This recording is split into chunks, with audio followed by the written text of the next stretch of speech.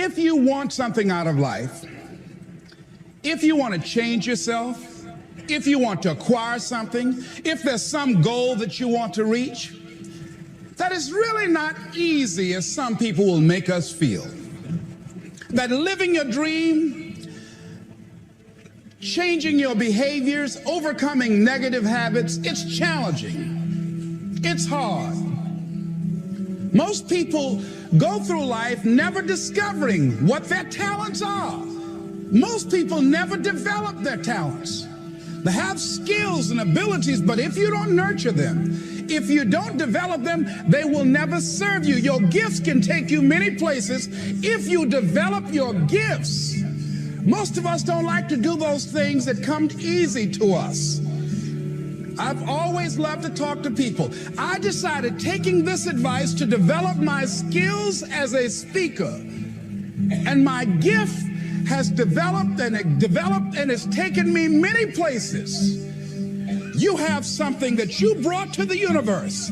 And that if you decide that my life deserves my developing this, what I do well, and becoming the best at it and mastering myself and seeing what I have within me, if you decide to drop your buckets where you are and develop your gifts, I grant you, you'll never ever be without. I grant you that your gifts will take you places that will literally amaze you. I grant you that if you begin to work to develop your gifts, you'll develop a strong sense of happiness. You'll get a larger vision of yourself, because part of beginning to get a larger vision of yourself, all of us need some area of our lives where we can have a feeling of competence. That people know when they think about this area, that's something you do. That you eat and sleep that. And that you do that. You do that. And people know it. And you know it. And you know that you know this. If you don't know anything else, you know this. Can you tell I know what I'm doing? Oh, hello. You know this. So you've got to work on it. When other folk are having a good time, you've got to have the strength of character to concentrate, to read, to digest information. If you decide in any particular area that you're concerned about, to make a conscious, deliberate, determined effort to read one book a month in that area, in 5 years, you'll be among the top 5% experts in the world. I read a minimum of 2 books a week. The average American reads only 1 book a year.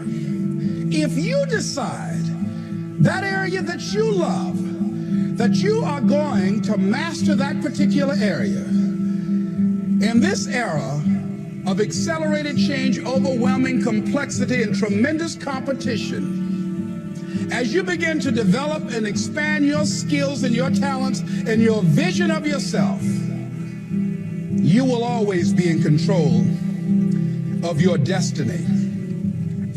The next thing is, whatever it is that you want to do, you want to do it massively. I have a friend who was telling me that his sales were down.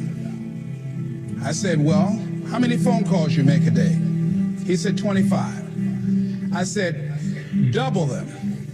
Make 50 or 75 or 100. He said, oh man, that's just too much. What do you mean too much? You behind on your bills? You talking about too much? You know one way to get back on your feet real quick is to miss 2 car payments? You talking about you're tired? There's no competition out here. Decide that you're going to push yourself. Most people won't do that. Most people give up on themselves easily. You know the human spirit is powerful. There's nothing as powerful. It's hard to kill the human spirit. There's Benjamin Disraeli, a man who became the head of a country at a time when Jews were not allowed out after 10 o'clock. They said, how did you do it? How did you achieve it against such great odds? He said, nothing can resist the will of a people. that will stake even their existence on the extent of their purpose for good.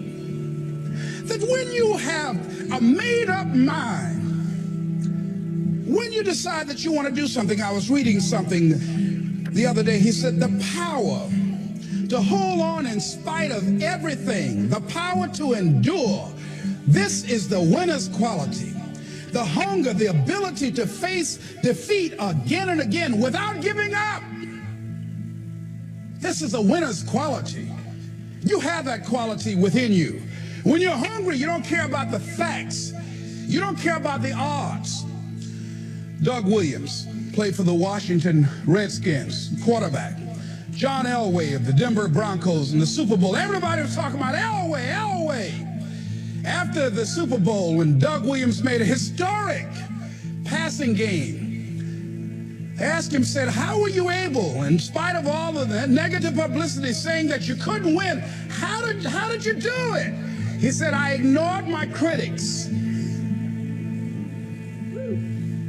I just didn't pay any attention to them. I ignored myself because they kept on saying it so much. There were times I doubted whether or not I can do what I needed to do. There's a Doug Williams in everybody here. There's greatness in you. And you've got to learn how to tune out the critics outside and the critic inside. And says, I'm going to do this. I'm going to harness my will. And I'm not going to let anything stop me.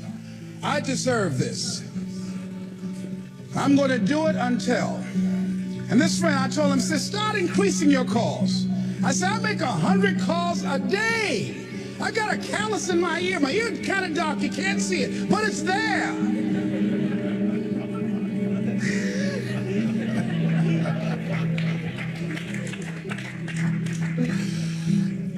His sales have increased.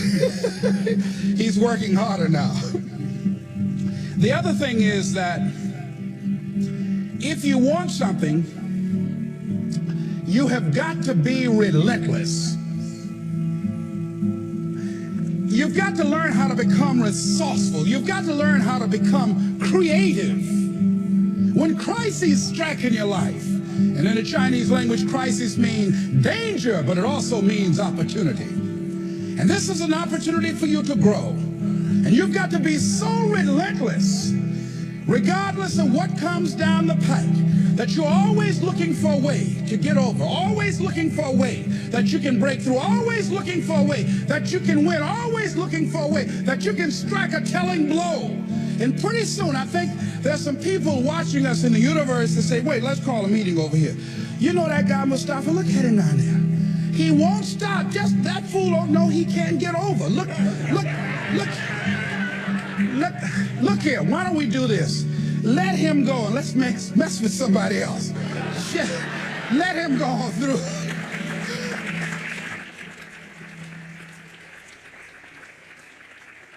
Life will just get tired of whipping you sometimes. And just say, let's just let this one go. I believe this. Now, no one has told me this, but I just kept on kicking. I didn't have sense enough to stop.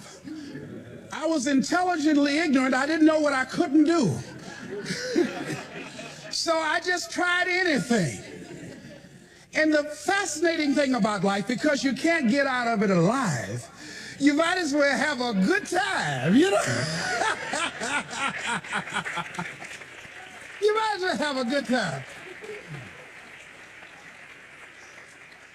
Live your life with passion, with some drive. I was giving a seminar the other day, and I mentioned that I was going to do some training in August with some young teenagers and take about 100 away to a 2 or 3 day camp and wipe them out. Been working on this. So after the speech, one of the parents walked up to me and said, Mr. Brown, I'd like for you to do something for my son. He's not motivated.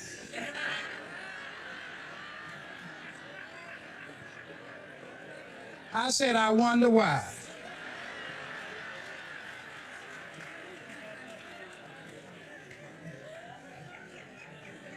I I wonder what's wrong with him. He had no fire whatsoever.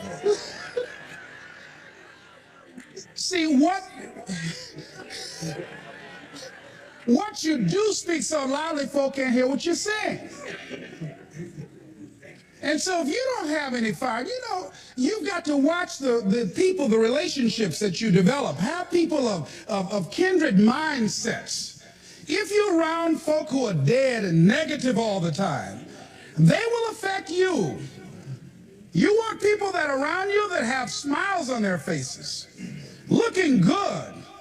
I was telling a group last week, Abraham Lincoln refused to hire a guy because of his face. They said, but the guy can't help it. He said, anybody over 30 is responsible for their face.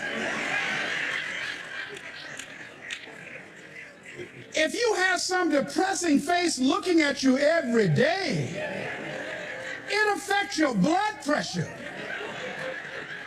Keep these dead faces away from you. It's contagious. This is serious.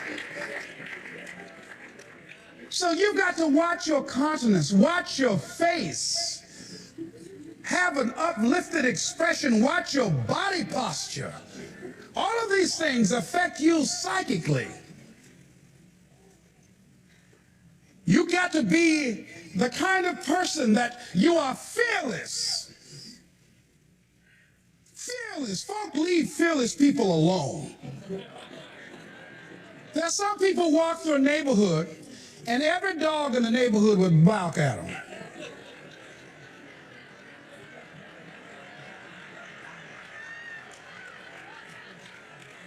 But there's some people come through and ain't nobody gonna mess with this.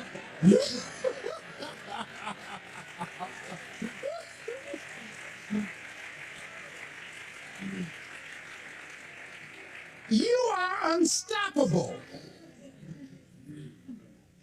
And because you are unstoppable, because you've got power that you haven't even begun to use yet, you owe it to yourself to release your brakes. How many of you have the experience of pulling out of your driveway and you're mashed on the accelerator and the car was just going, and couldn't move, and you mashed harder and it couldn't move, and then you discovered you had your emergency brakes on. And then you release those emergency brakes and it goes, choo! Have you ever had that experience before? Most of us go through life with our brakes on, holding back, not giving all that we have, not sharing all of ourselves. Most of us go to our graves still holding on rather than releasing it. What are some of those things that keep us from releasing it? Because of past experiences, past defeats, past pain. We look back, well, it didn't work out then. It probably won't work out now. Many people get confused their performances with who they are. I was reading Pat Riley, the coach of the Los Angeles Lakers.